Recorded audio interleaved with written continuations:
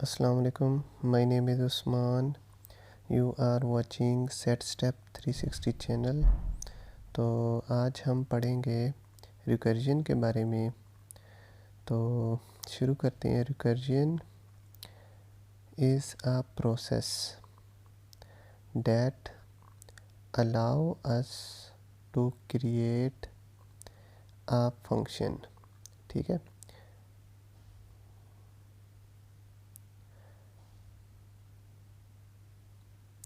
that call itself। तो ये हमने डेफिनेशन देख ली कि recursion is a process that allow us to create a function that call itself. ठीक है। तो होता क्या है इसके अंदर कि रिकर्जन के अंदर हम सबसे पहले एक फ़ंक्शन बनाते हैं और उस फंक्शन के अंदर सेम नेम से ना हम रिकर्जन को यूज़ करते हैं और वो अब फंक्शन के अंदर ही अपने आप को कॉल कर रहा होता है। ठीक है। अब हम इसकी जो है एग्जांपल देखते हैं, इसका सिंटैक्स। तो सबसे पहले मैंने आपको क्या बताया, recursion is a process that allow us to create a function. तो सबसे पहले हम एक फंक्शन बनाएंगे सम नाम का और उसके बाद हम क्या करेंगे, इसके अंदर हम सम जो है उसको दोबारा से लिख देंगे। ठीक है। तो अब हम लिखने वाले हैं इसके अंदर सम। तो ये आप देखें, सबसे पहले हमने सम नाम का फंक्शन बनाया और उसी सेम नेम से हम रिकर्जन को यूज़ करेंगे। तो अब सेमीकोलन लगाते हैं। तो ये होता है आपका रिकर्जन। ये एक फंक्शन है और उस फंक्शन के अंदर हमने बना दिया रिकर्जन को यूज़ कर लिया है। ये सम का फंक्शन है। This is a function. ठीक है। तो नीचे हमने क्या किया है, this is recursion. Okay, I hope so you will understand. तो ये होता है सिंपली आपकी रिकर्जन। ठीक है। अब इसके अंदर इसको अभी मैं करने लगा हूँ कमेंट। इसको भी कमेंट कर देता हूँ और ऊपर जाके इसको यहाँ से कमेंट कर देता हूँ। ओके, मल्टी लाइन कमेंट कर दिया। और इसके अंदर एक चीज़ नोट करने वाली है, we must provide a condition. ठीक है। हमें इसके अंदर क्या करना होता है कि हमें रिकर्जन को कोई ना कोई कंडीशन जो है वो देनी पड़ती है। ठीक है।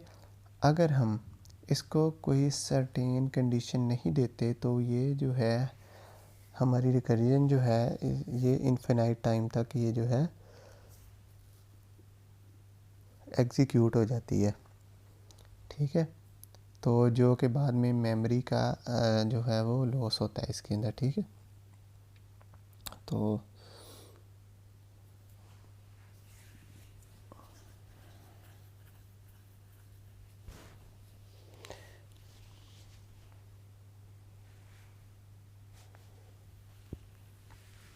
अब मैं ऊपर वाली लाइन को भी कमेंट कर देता हूँ, इस डेफिनेशन को।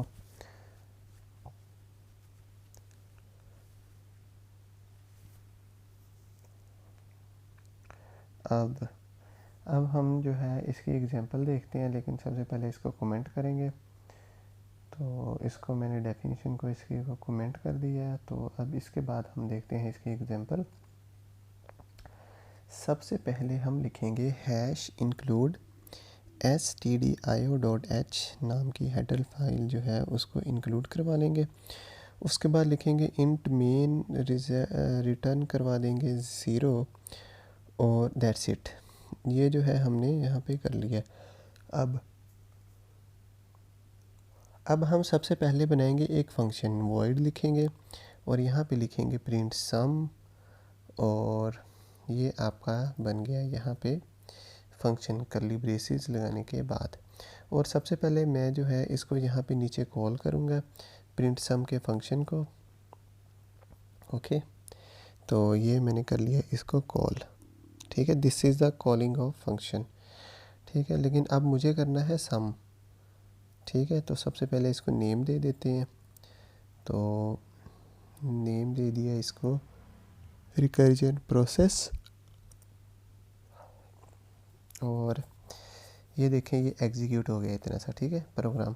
लेकिन अब हमें क्या करना है कि हमें सम करना है, तो इसके अंदर मैं एक पैरामीटर पास करूँगा इंट n के नेम से, और नीचे मैं इंट नंबर पास कर देता हूँ। अब ये देखें इंट n मैंने पास किया है, तो नीचे मुझे इंट नंबर जो है वो पास करना पड़ेगा। लेकिन उससे पहले क्या होगा कि अब मुझे यहाँ पे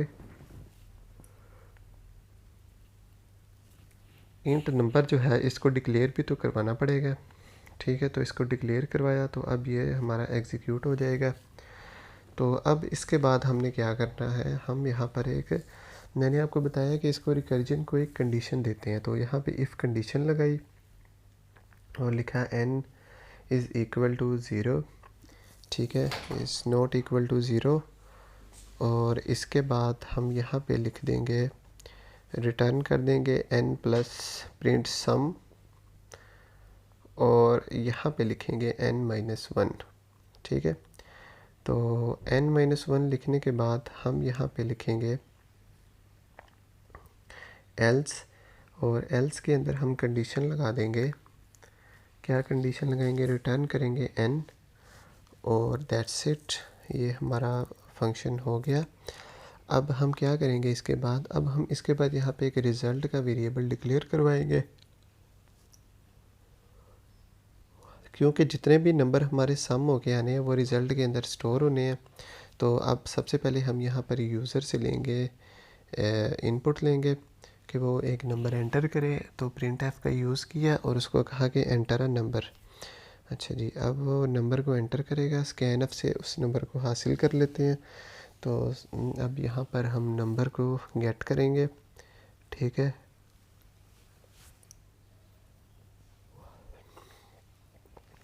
और अब यहाँ पे प्रिंट सम नंबर जो है इसको यहाँ पे हम रिज़ल्ट के अंदर जो है वो स्टोर करवा देंगे।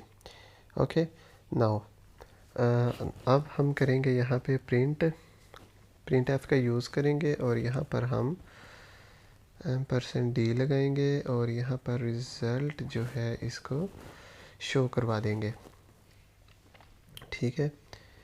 तो n प्लस प्रिंट सम, तो ये यहाँ पे एरर दे रहा है, इनवैलिड ऑपरेंट ऑफ इंट और वॉइड, समझ आ गई।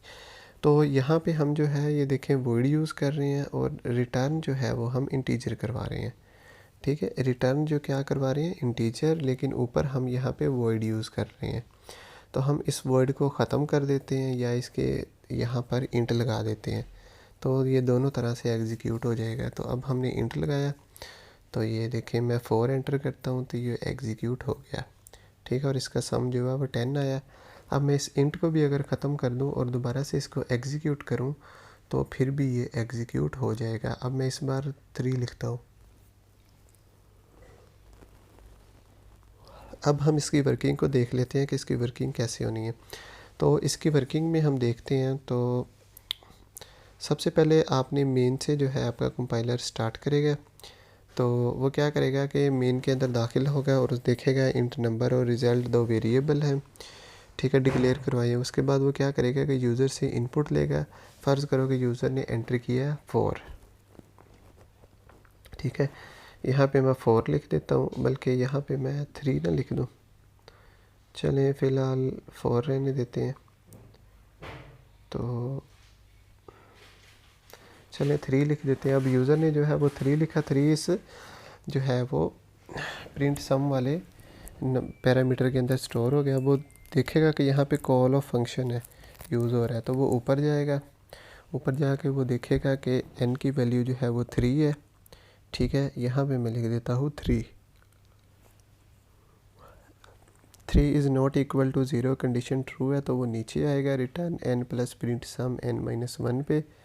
और यहाँ पे वो क्या करेगा, यहाँ पे मैं लिख देता हूँ n plus print sum n minus one, ठीक है।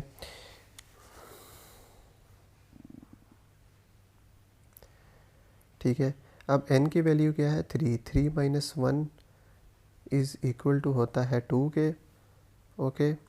और यहाँ पर मैं लिख देता हूँ अब 2, ठीक है। अब n की वैल्यू क्या है 2 है, ठीक है।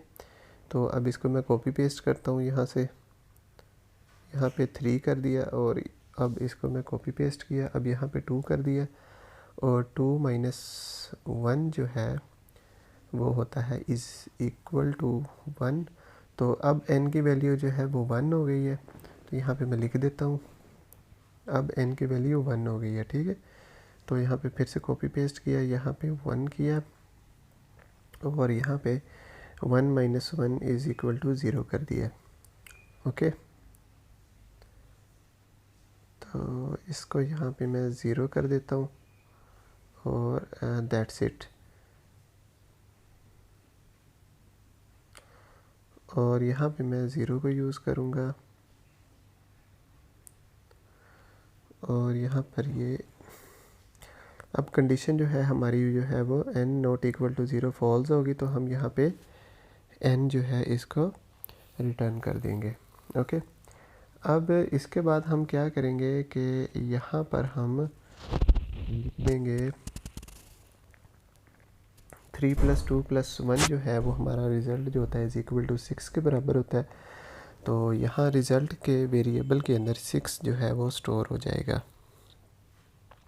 ठीक है, तो अभी इसको कमेंट कर देता हूँ इन लाइंस को। तो ये थी इसकी वर्किंग। आई होप सो कि आपको लेक्चर की समझ आई होगी। तो यहाँ पे 3 लिखा, तो यहाँ पे ये 6